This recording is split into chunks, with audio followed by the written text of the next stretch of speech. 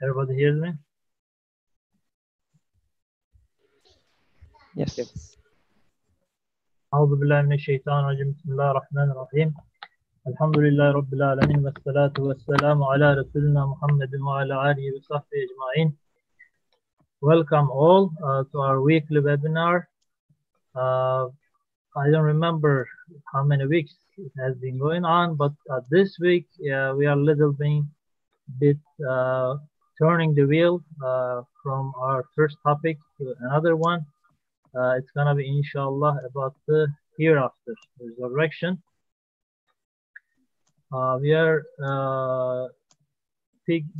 picking a topic from the commentary Risale-i Nur, by Said Nursi, and we are following up the method called Muzakara, that we read the topic together and try to share our understanding. And at the end, we'll try to get questions if any time left. We have brother Colin Turner from Durham, England again. And this week, brother Fatih Atalay from New Jersey, United States. And myself. The topic will be around in the creation. We will focus on the creation, since we are talking about our creator. So this is a very interesting topic because it is the most mentioned topic after Tawheed, I believe, in the Quran. This both goes hand in hand. Amantu billah wa bil yawmil akhirah, the belief in the hereafter, resurrection. And a question comes to mind. We are believers. Why it is repeated several times again and again in the Quran? Very interestingly, I believe we need it more than anything else because we call it Quran Hakim. One of the names of the Quran is All-Wise Quran, and it doesn't offer anything which is really strange to us or not familiar to our understanding. So interestingly, in every page of the Quran, either it's talking about the closing of this world, or the life in the grave, or the life after the grave, or the judgment day, or paradise or hell. So it's all around the Quran, and we as believers, this is one of the amentu, that's the pillars of belief, that we memorize it and we try to remember it all the time. But again, apparently we need this more than anything else because it is repeated again and again. And it's nothing strange to me, because even in the Quran, we have this story of Ibrahim alayhi salam, and the prophet, and Ulul Azm is one of the biggest prophets. He is asking some evidence to Allah subhanahu wa ta'ala. And Allah asks him, don't you believe, oh Ibrahim, to the resurrection, to the afterlife? And he says, yes, I do, but I need some confidence. I need some, strength in my belief. So he is given some miracle or evidence about the afterlife and example. In this regard, this is not, again, this is very much repeated in everywhere in the masajid, in regular halakas. We mention about the afterlife so many times, but to me it is more about the consequences of the afterlife. So what are we going to face in the judgment day? What are we going to see in the life of grave? What are we going to see in the Jannah or Jahannam? So is more consequences either in this life or the next, or if we don't believe in the hereafter, what kind of stress or this consequences or negative effects we may have in this life or the next one. We most of the time talk on this, but what about the evidence part? Are we really, into it? Are we really have a strong faith in the afterlife? Because uh, we don't often see the traces in our lives. Most of the time, when we are planning, when we are doing our daily work, we plan ahead and we do, we follow the regulations. We do a lot of things step by step so we can achieve the goal. But while doing this, what about our long-term plan about the afterlife, or it is influence on our daily decisions? Most of the time, we don't see it in our lives, or uh, if we compare to a believer to an unbeliever who believes in an eternal life, or somebody who says, I don't believe in it, we don't see much difference. So apparently, uh, we should come with some, evidence and proof in our own realm to have more confidence in this uh, regard. So again, Said Nursi follows, to my understanding, a Quranic method, which is all around the Quran. For example, at the end of the Surah Yasin, people come at that time and ask to the Prophet, Man yuhil izama, who will give life to this decayed bones? So it looks very weird or away to some people. Even we sometimes hear from the believers, or is there anybody who went there and came back and, telling us about this? We didn't see it yet. So now we are in this life, we make our days, we, do our plans accordingly. And it looks a little far. Yes, we know we are going to die, but how is it gonna be? We are not sure about it. So again, Said Nursi come with some evidences from the creation itself. Inshallah, we'll go through one topic this week. It is this week, inshallah. Again, this is the 10th word on resurrection and the hereafter by Said Nursi, and we picked the second truth, which is the gate of generosity. Let me start reading here.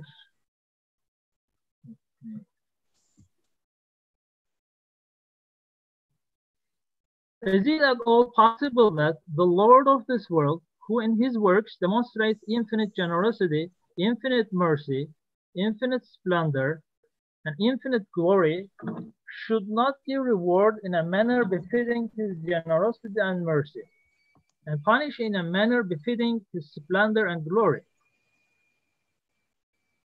This is the opening sentence. It's gonna be our also the aim in this topic. So can we see these around us? We are defined in the Quran. Allah subhanahu wa ta'ala defines himself as merciful, as generous. So how do we see it around us?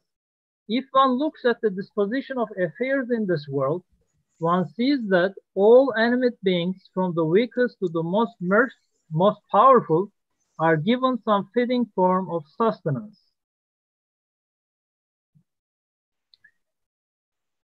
All licit nourishment is obtained not through the exercise of strength, but through the existence of need. The decisive proof of this is that powerless infants enjoy the finest of livelihood, while strong wild beasts suffer from all kinds of deficiency, and that fish, for all their lack of intelligence, wax fat, while the cunning fox and monkey remain thin in their quest for livelihood. There is therefore an inverse relationship between sustenance on the one hand and strength and willpower on the other. The more one relies on strength and willpower, the more difficult it will be to sustain one's livelihood. Indeed, the weakest and most powerless are given the best form of sustenance.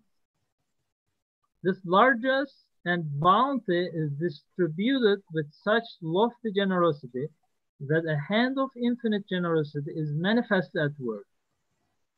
For example, in the spring all the trees are garbed in clothes as fine as silk, just like the houris in paradise. They are encrusted with flowers and fruits, as if with jewels, and caused to offer us numerous varieties of the choicest fruits, on branches delicately outstretched like the hands of a servant. Similarly, we are given wholesome and sweet honey to eat, and from the hand of the bee with its sting, we are clothed in the finest and softest of clothes by means of an insect that has no hands. And within a small seed, a great treasure of mercy is preserved for us. It is self-evident that all of this is the effect of a most beauteous generosity and most delicate sense of mercy. I want to turn to my speakers if anybody wants to step in. Brother Colin, anything that you have about the general topic that we started this week, or we can just step in to the topic. So we start with the mercy and generosity in the creation. Salam alaikum. Bismillah ar-Rahman ar-Rahim. I think, yes, it's quite clear to everyone who has eyes that there is a principle of generosity and mercy at work in the creation, because we see that all beings receive sustenance in a way that fits in with their nature, with their disposition, in a way that aligns with their physical and their physiological constitution, what they require as human beings, from various sources, from sources that are various and often unexpected in nature. And I think Ustad Nursi mentions things like honey, which we get from an animal that is ostensibly dangerous and potentially even lethal. Or milk, for example, which, in mammals, the milk that is given to the young comes from a source which shares its location in the body with various different bodily fluids and secretions. This happens in a way that shows us there's harmony there.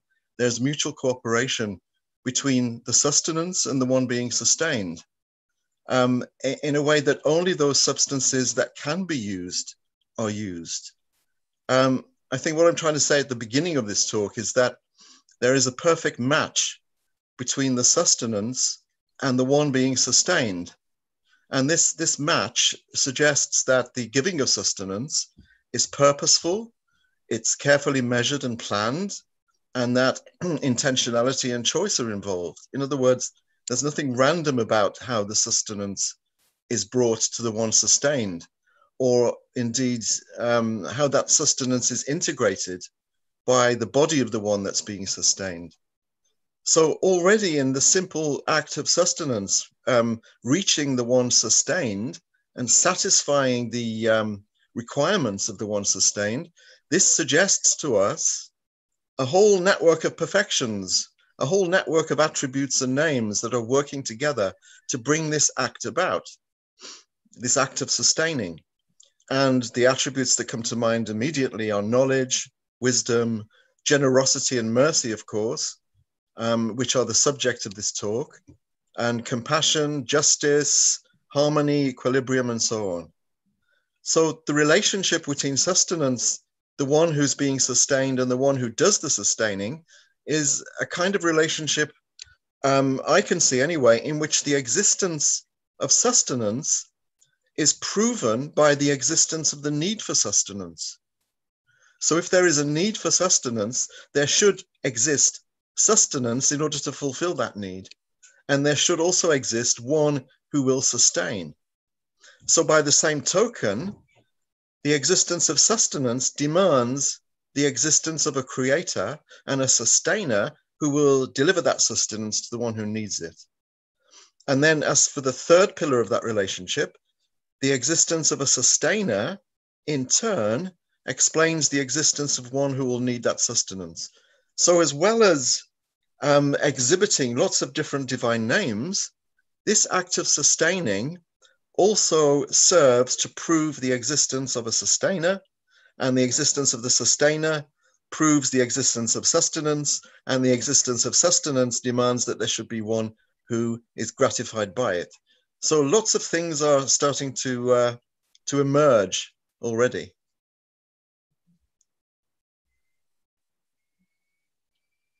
Thank you. Just to add to Brother Colin's point, with the bounties that we receive, Allah subhanahu wa ta'ala not only shows that He wants to sustain us, but He shows that we are like valued guests. For example, governments feed the prisoners, and then they give like state dinners when foreign dignitaries come.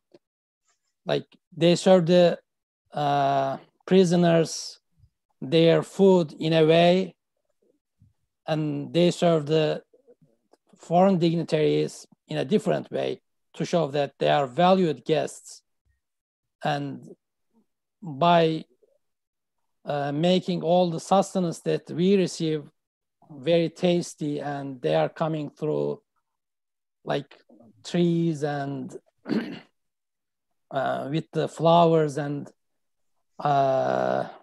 stuff. I mean, Allah subhanahu wa ta'ala shows us that we are His valuable guests in this universe.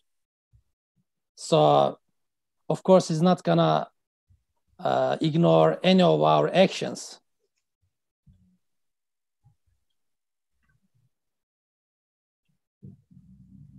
Well said.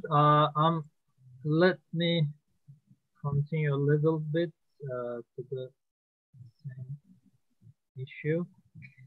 Similarly, we are given wholesome and sweet honey to eat from the hand of the bee with its sting.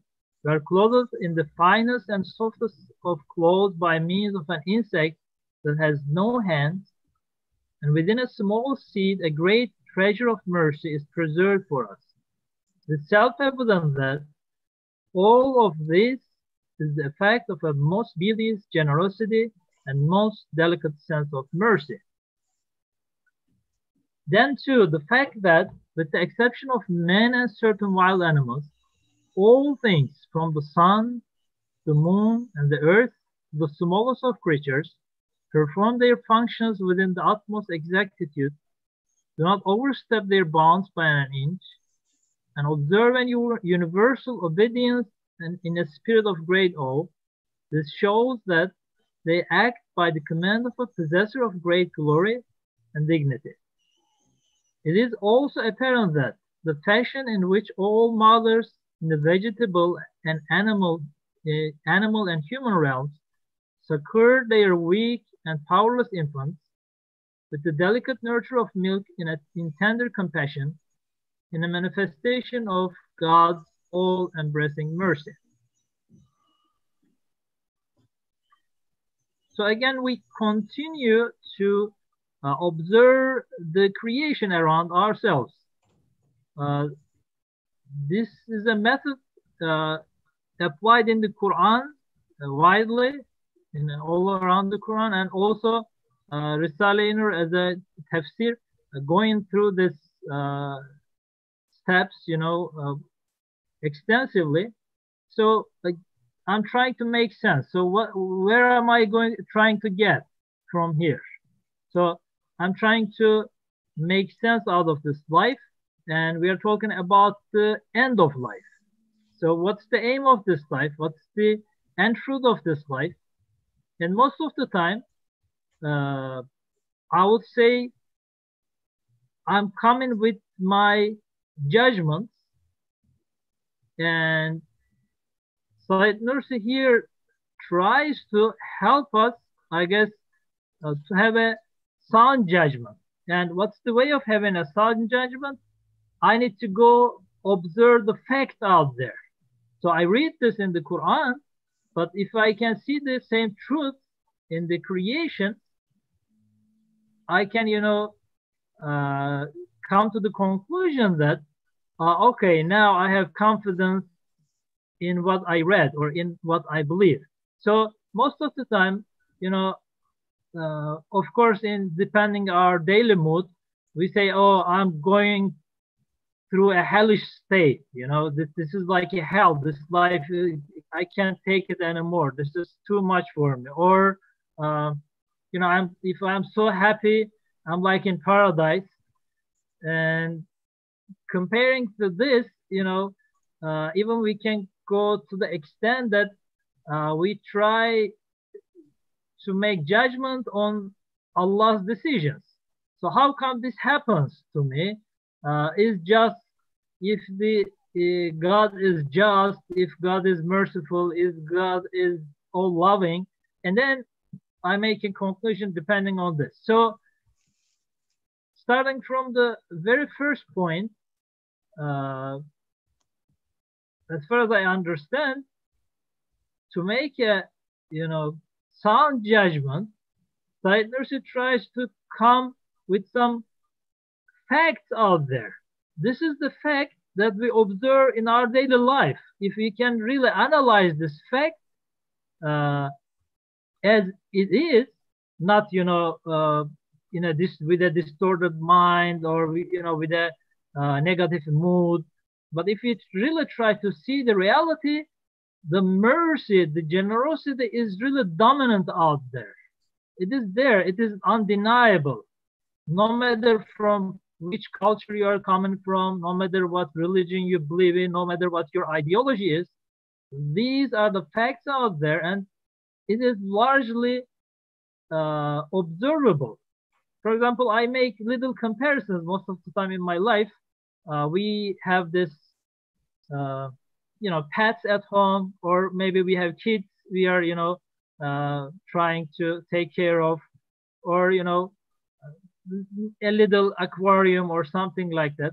So if we just, make some reflection on that, two, three pets or two, three kids to take care of them, we can ignore or we can just forget about many things that we are supposed to do. But out there, we have millions of species and countless, not countable numbers of members of those species, and all of them are taken care of in the best way. None of them are forgotten. So this is very interesting. Sometimes when I look out there, it's really overwhelming. Sometimes you just see a predator catching its food, the other one teasing the other one. So I come with different judgments, but if I try to look at the bigger picture, I guess this is very observable in the universe. This is the bigger picture that we can easily, see out there. Brother Colin, do you want to step in at this point? Any reflections? Only to say that what Ustad Nursi is working towards in this piece is he's going to talk about the existence of a realm in which the full extent of divine generosity can be displayed and thus realized. We know that in this realm, wherever we look, there is generosity and mercy, but that is there for a reason. This world, as we know, is the world of finitude and limitation. We are in a transient, passing realm where all of these attributes of the Creator cannot be made manifest as they really are. As the author says with respect to mercy, he says, in this transitory world and brief life, only a millionth part of all this, like one drop from the ocean, establishes and manifests itself. Now, I've heard some scholars and thinkers explain in terms of crude percentages. I heard recently, actually, one scholar say that only 1% of divine mercy has been expended on this world. And I've heard others say things like, God has never really looked on this world with anything approaching true mercy. I think what they're saying then is not that there is no mercy in this world, but that the world is not enough to show the full extent of divine generosity, divine mercy, divine compassion. In other words, while this world, we can indeed see it as a reflection of the divine names, it's best for us to think of it as a place where we see only a very pale reflection of a very weak manifestation of perhaps a shadow of the divine names. So what does that actually mean for our context with this piece that we're reading? I think it means that sustenance is endless, without limit, it's unconfined, it's absolute, and that this requires a realm that really fits in with this idea of unlimitedness. So the absoluteness or the infinity of the divine names requires a place of manifestation which fits in with that absoluteness, which fits in with that infinity. You know, this world is full of, as we can see, generosity and mercy. But in fact, it's a place where only a very, very small amount or a small percentage of divine perfections can be established. So there must be a realm of blessedness, this boundless realm of paradise, where the giving of sustenance and where the bestowal of bounty can actually take on an eternal and boundless form. So I think, in short, the argument is this: since it's clear that sustenance requires a sustainer, infinite sustenance requires a sustainer who will give the bounty of sustenance in a manner that befits the absolute nature of that bounty. So just as we see divine compassion and generosity in this world, we know that the sustainer is absolute, and therefore we know, or we believe, that there must be a realm where that absolute compassion, that absolute generosity will be manifested fully and completely. And I think this is the whole point of this treatise on Akhira that Ustad wrote, is to show us how the manifestations of the divine names in this world point to the existence of a world after this, a hereafter. Can you reflect on a little bit absolute nature of sustenance? Because I guess this is the key point here in this part. Since, you know, it comes in such a way that covering everybody, every species, you know, regardless of you know, any differentiation, it's coming in such a absolute way that it makes it gives us a confidence. If it kind of let us see the whole picture, you know, that yes, we see some defects here and there, but if you look at the larger picture, this is what it tells us. You know, it's not the, you know, the little deficiencies here and there, but the absolute picture is kind of talking about the absolute nature of this generosity and mercy.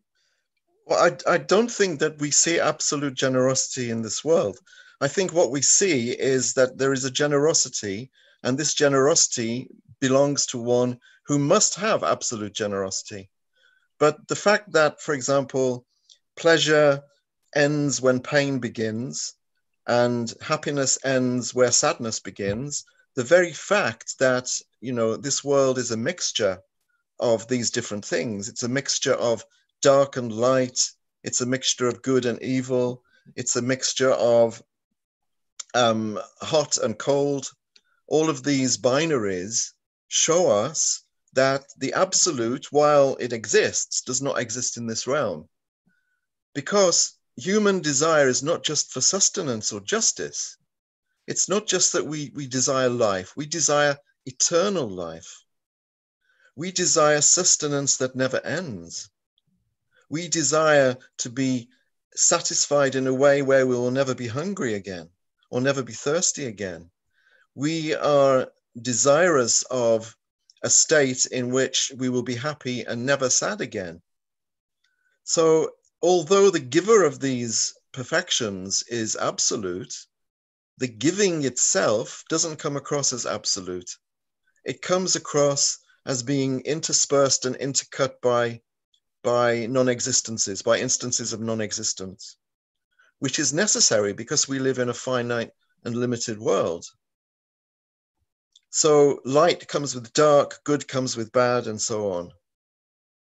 We desire the absolute, and the absolute cannot be expressed in a finite world. And I think that the whole of the 10th word is about this. The very proof that there is another world is the fact that the absolute needs to manifest itself absolutely.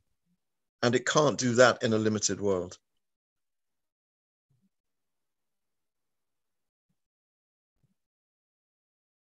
So to say that we desire these attributes is not enough, because we desire them permanently.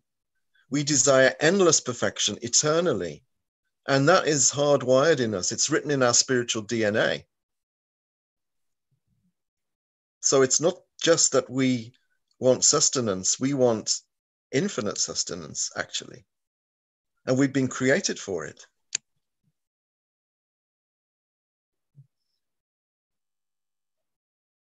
So is it both-sided? So we as human beings desire for that, and the way it's coming shows us that it should be that way. It's kind of answering our question in our spirit, the desire that we have for eternity. Or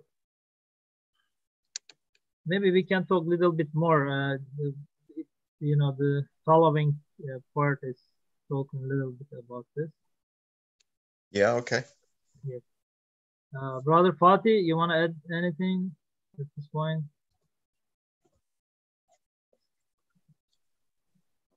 When Nursi is talking about this treatise, the 10th word, in one of his letters to his students, he mentions that every part of this treatise shows us and proves three things: existence of Allah subhanahu wa ta'ala and his names and attributes, and then how those attributes show us there will be hereafter.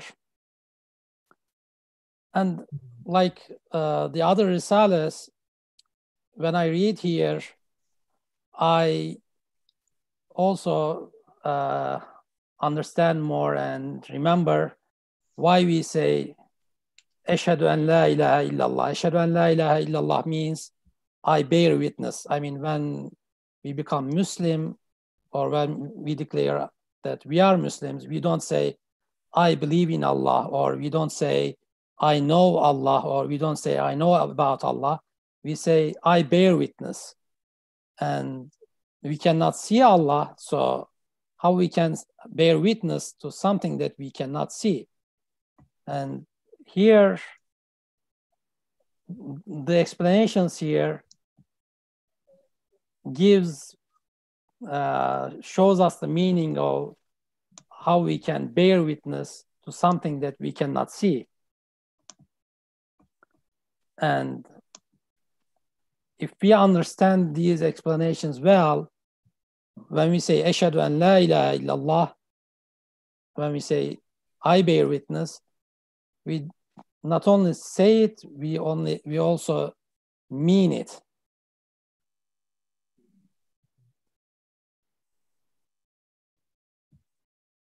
So it's not just we read and learn in the Quran, oh, okay, these are the names of the God that we believe in, but yes, he is as he defines himself. We can obviously see that outside there. Thank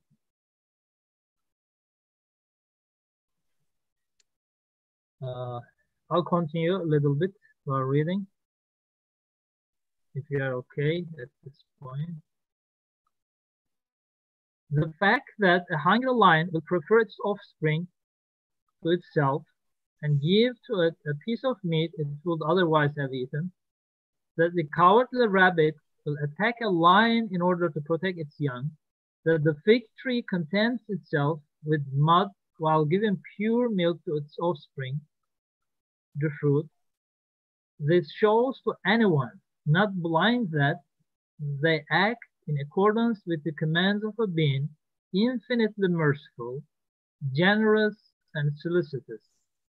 Again, the fact that even unconscious plants and beasts, animals, function in the wisest and most conscious of passions demonstrates, proves irrefutably clearly that one utterly knowing and all-wise has set them to work and that they are acting in his name.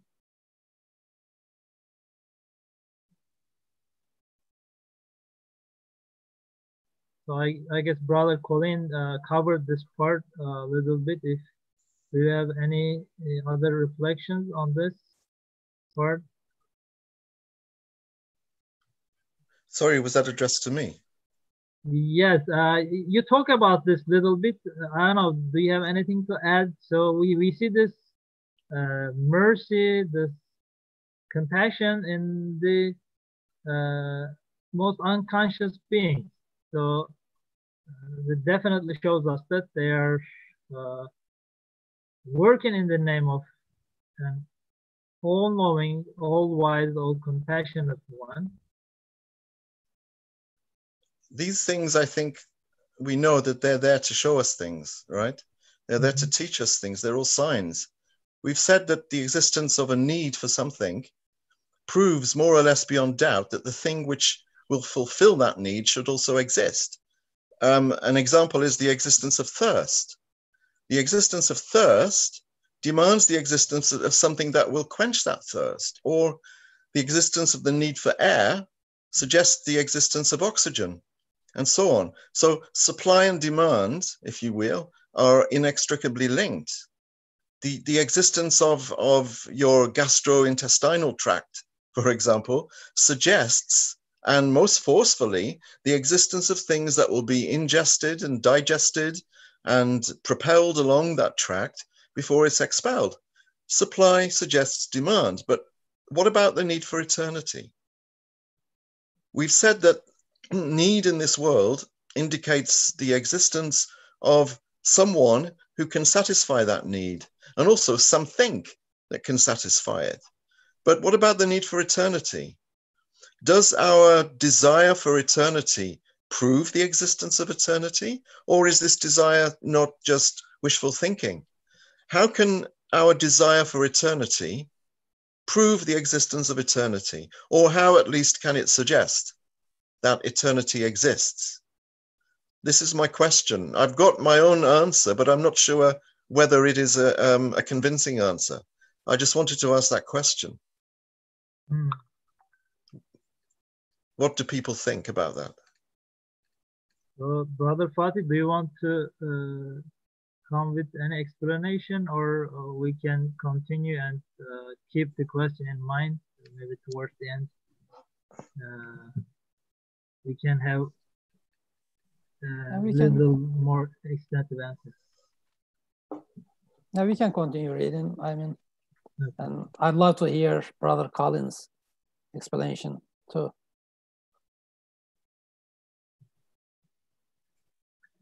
Since the master of this world has then such an infinite generosity, mercy, splendor, and glory, it follows that his infinite glory and splendor require the chastisement of the discourteous, that his infinite generosity requires infinite bounty, and his infinite mercy requires the bestowal of favor worthy of itself.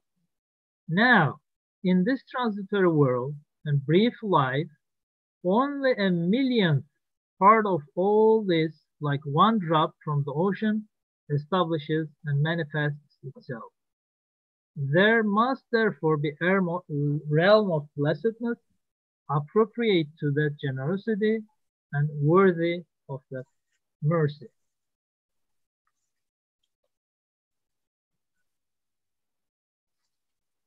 One would otherwise have to deny the existence of the mercy that is visible to us. And this would be like denying the existence of the sun that fills every day with its light. For irrevocable death will transform compassion into disaster, love into affliction, blessing into vengeance, intellect into a tool of misery, and pleasure into pain, so that the very essence of God's mercy would vanish. I guess this part is a kind of shedding some light into, onto our question. But Brother Colin, do you want to step in and want to reflect on your question? Yeah, I mean, I can wonder out loud and see whether someone can convince me that what I'm thinking is the case or not. I'm thinking of how does our desire for eternity prove the existence of eternity? Because we know that in this world, we can prove the existence of one who sustains us by the fact that we need sustenance. If I'm hungry, then there must be something to gratify that hunger. Otherwise, I wouldn't have been created with hunger. But how does that translate into desire for eternity? And I was thinking, if you consider the child in the womb, a child before it's born in its mother's tummy, there are certain things that the child in the womb has, certain organs, for example, that are no good to it while it's in the womb. For example, its mouth. In the womb, a child cannot use its mouth. It doesn't use its mouth to chew food because it takes in food through its umbilical cord. It has eyes that can't be used for seeing. And even if the eyes worked, the child wouldn't be able to see anything anyway, given how dark it is. And it has a pair of lungs that can't be used for breathing. So the child in the womb has certain things which suggest or point to the existence of a realm in which those things can be used. And we know that that is the realm outside the womb. Now, I've tried to draw an analogy between that and our life, because we in our lives in this world have a need for eternity. We have a need for everlastingness that cannot be satisfied while we are still in a world that is limited, finite, and transient. That need, the need for eternity, for infinite sustenance, if you wish, is like the mouth or the eyes or the lungs of the child in the womb. It's something that can't be used until the setting is appropriate and until the circumstances are suitable. So just as the womb isn't the suitable place for a pair of lungs to work, this world is not the suitable place for a desire for eternity to be fulfilled. In fact, it's impossible for that desire to be fulfilled in this world, just as it's impossible for a pair of lungs on a child to breathe while still in the womb. Nevertheless, the existence of those lungs while still in the womb clearly points to the existence of a realm in which those lungs will be able to work, namely the world outside the womb, where there's an atmosphere. And I think that similarly, the existence of our desire for eternity while in this world points clearly to the existence of a realm in which eternity can actually be experienced, namely the hereafter. Now, that applies to all of the divine names, not just generosity or mercy or compassion, but also justice.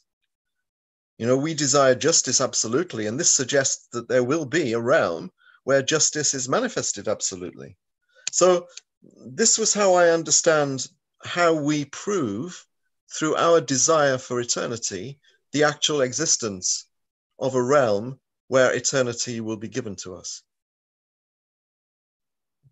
And I'm wondering whether that is also just wishful thinking, or, you know, whether I'm trying to force fit the idea or not. I don't know what people think.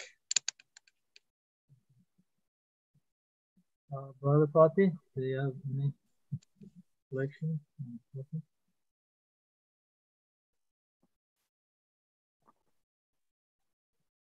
Yeah, I mean, as mentioned here and other parts of this Risala and also other parts of Nursi's works,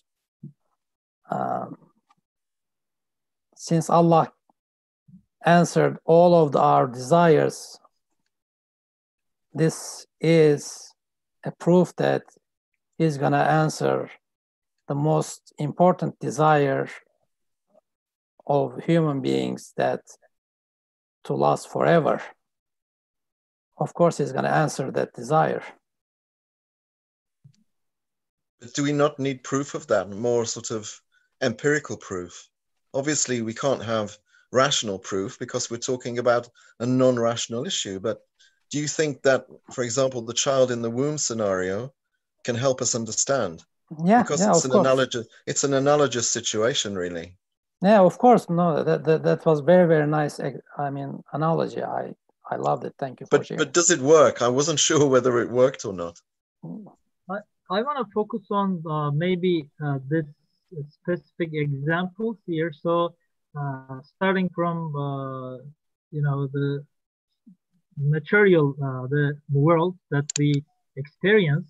For example, you talk about the baby in the womb, and then I can, for example, come with the example of our tongue. It's a piece of flesh.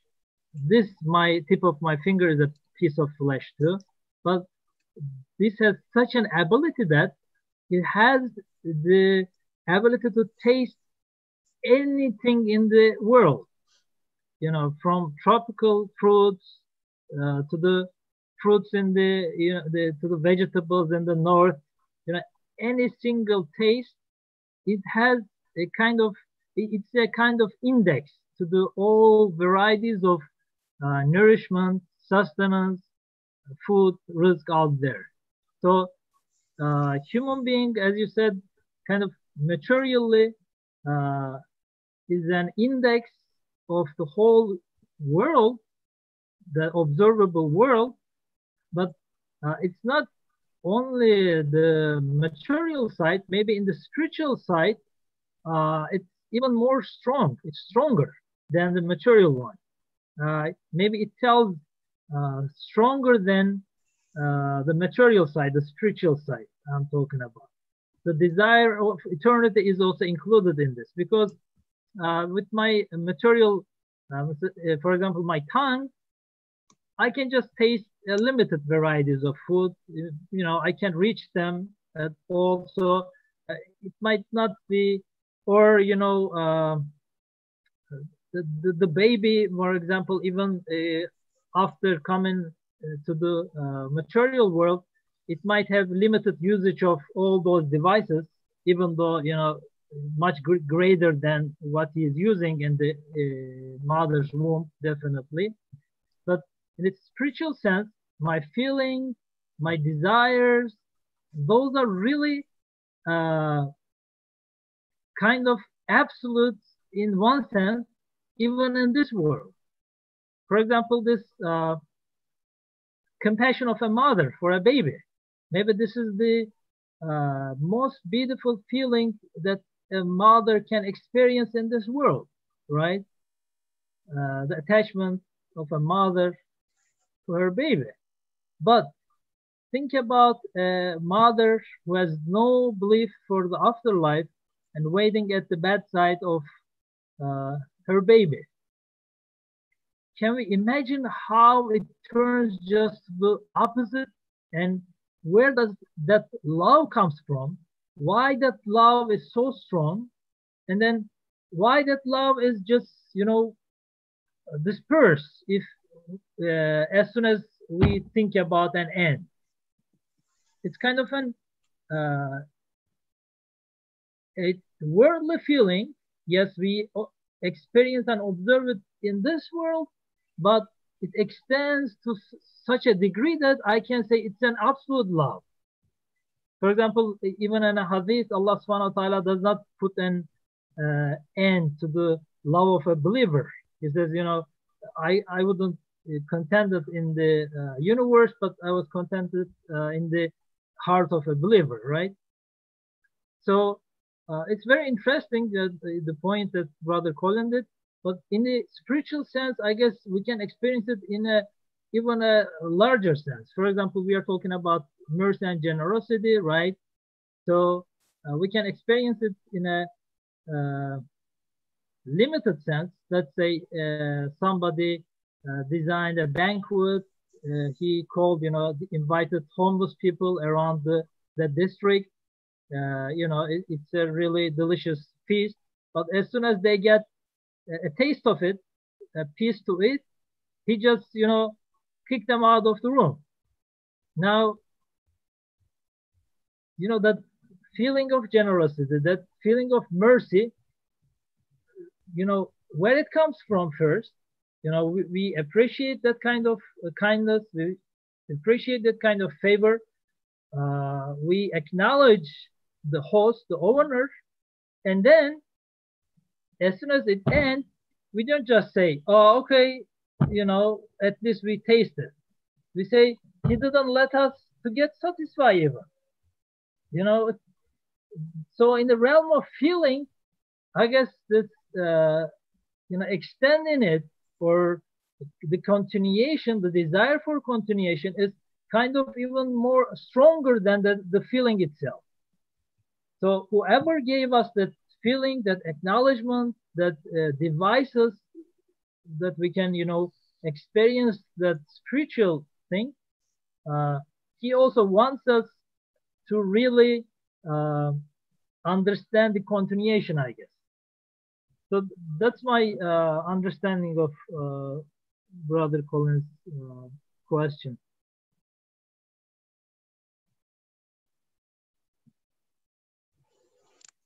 Brother Colin, do you have any reflection on this? No, I think that fits in with what was being said before, yes. Mm-hmm.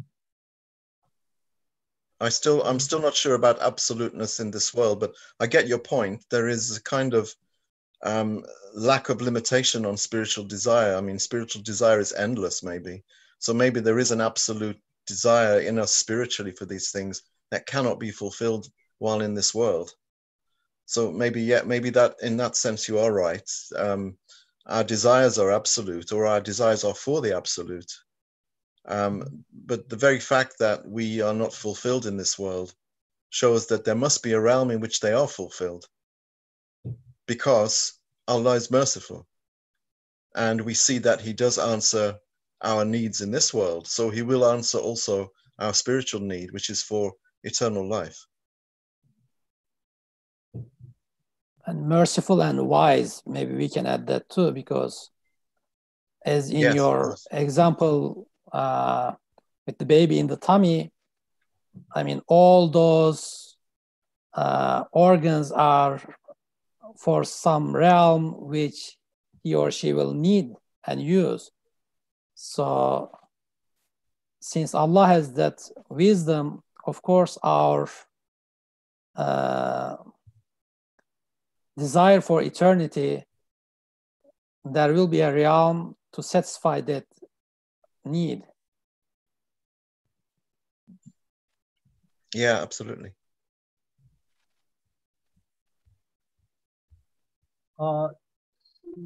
We have to go, and so we have a few slides left, but I don't want to go reading into that. So to conclude, what's our conclusion from this today's reading? Does anybody want to step in? So I believe at the end of these observations that we made in the creation, it's coming in such a way that in order to deny the continuation, in order to deny the afterlife, oh, this is the end of the story, nothing is coming next, that was it. In order to say it, I need to deny the existence of this world. So I need to say that no, there's no mercy out there. There's no merciful one out there. And then I can come and continue, conclude that, okay, there will be no other reflections of this mercy. Or I should deny the generosity out there. Or there's no generosity. I don't see anything like that. And then I can come and conclude that, okay, then there will be no continuation of this generosity. But otherwise, if it is, coming in this way, this strong, absolutely, it gives it to the human understanding. We talk about the continuation and the making sense of that mercy and generosity. We can conclude that it will be continuous. There will be a realm that this will be fulfilled and continue to reflect, manifest in that sense. That was my understanding. Brother Colin, you wanna add anything? No, I would just endorse that absolutely, completely. I can't really better that. It's a perfect way of summing up the whole piece. Brother Fatih? Yeah, I have nothing to add. Yeah. Okay. Thank you so much for your contributions, for your joining us this week, and the listeners. We appreciate that we are able to go on this wonderful webinar, that we benefit a lot from our readings. And inshallah, we will try to continue next week. We want to see you all again.